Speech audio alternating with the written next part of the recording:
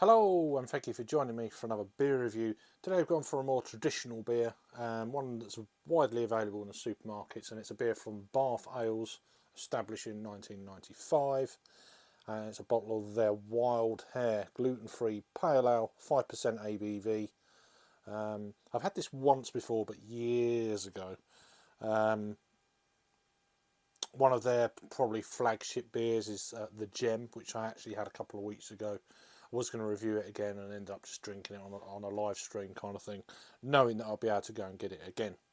So these beers are generally fairly easy to get hold of. I mean, if I can get them in my supermarkets, then locally, then I'm sure, even if you have to travel a little bit, I'm sure you're going to at least find, maybe not this one, but certainly the Gem, for instance, in that nice orange label, which is a nice amber ale.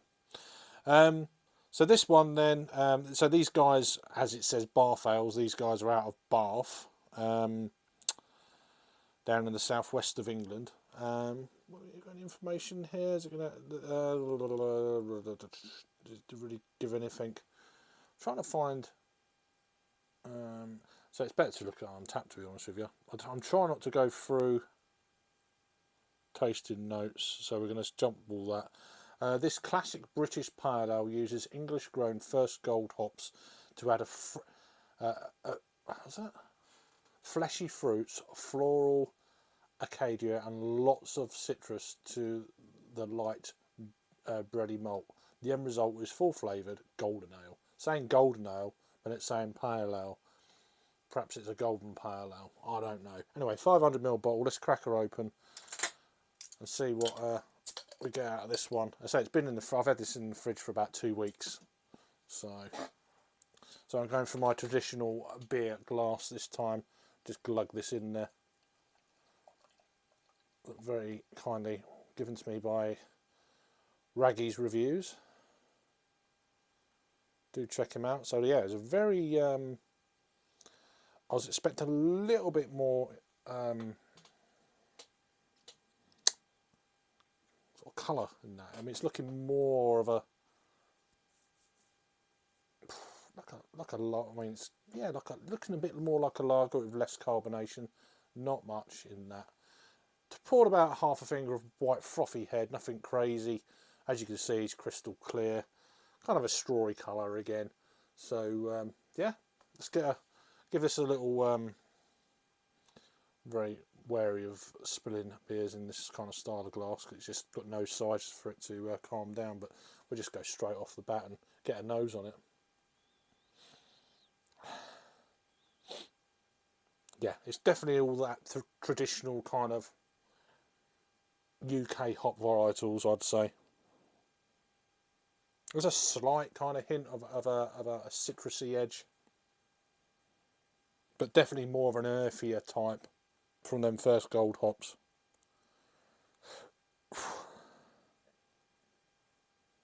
Yeah, kind of lemon, freshly cut grass. It's got a little bit of that kind of hop oil thing going on, but it is a little bit of earthiness there.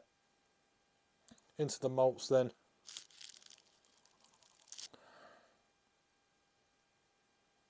A little bit bready. There's a slight, almost like herby kind of edge to it.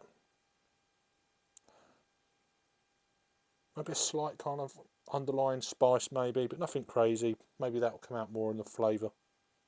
So anyway, Bath Ales, Wild Hare. Cheers.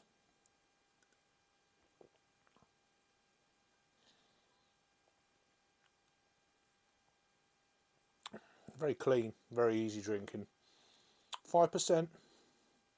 Not getting any of that. I know it's a lower ABV anyway, but there are obviously lower ABV beers out there.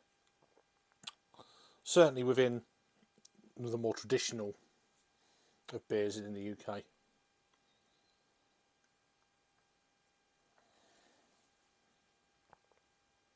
Slightly sweet.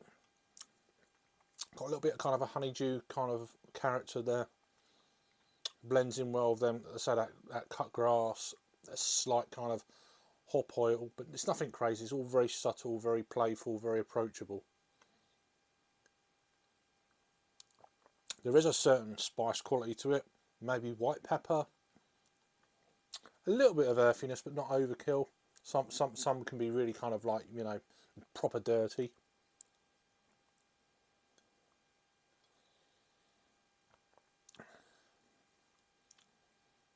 This is more kind of soft core in the dirtiness, I guess.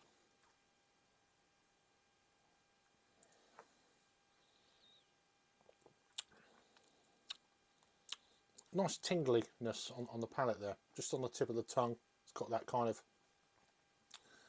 that kind of spice edge, more spicy than herbal. I was getting a little bit more herbal on the nose than the spice, and now it's role reversed on the flavour. So that kind of thing can happen.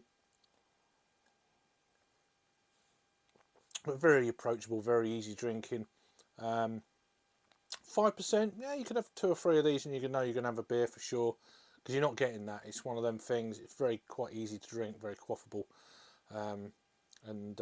If this was on, I'd like to try this, for instance, on cask. I think that could be quite interesting, just to see if there's any difference, or nearer the source of that. That's the key for, I'd say, cask beer. Have it as close to the brewery as you possibly can, because especially in the summer months, I believe that cask doesn't travel quite as well as it does in the winter months. And you don't want to move a cask too many times as well. Going by what I've heard over the years and all that sort of thing from people who are far more knowledgeable than me, which is everyone. Anyway, back to this.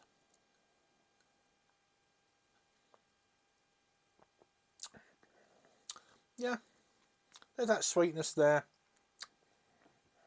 It's kind of, the more I'm drinking it, the more it's kind of calming down. It's slightly warming up. There's a little bit more of that body starting to come through as it's warming up. I'm finding more of the malts are starting to play.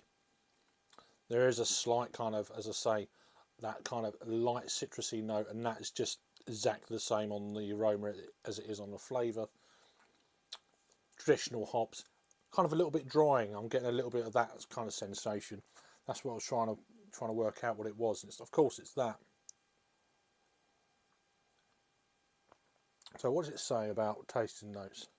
Crisp and fresh with a subtle hint of citrus bitterness. Our delicious pale ale is bursting with hedgerow fruit notes. I'm getting more of an apple corey kind of vibe just starting to creep in, which I get with a lot of British hop varietals, that kind of thing, which then transpires into the earthiness as well. Whatever the weather, a sip of this will give you that summer feeling thanks to the spicy floral British hops. Is pretty much what I've already got. It's so obvious, you know. And that's it. So there we go. But yeah, I don't believe how much this was. I think it was part of a deal you can get in Asda. I've got this in Asda's, so I'm sure it might be in other supermarkets as well. But yeah, check your Asda if you've got an Asda nearby. If you're in the UK, I'm sure that you'll be able to find this, or certainly something from this brewery, Bath Ales, the Wild Hare gluten-free pale, 5% ABV.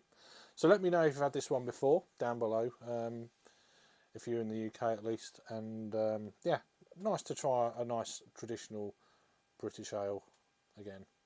Anyway, thank you for watching. You'll take care, and I'll see you on the next review. Cheers.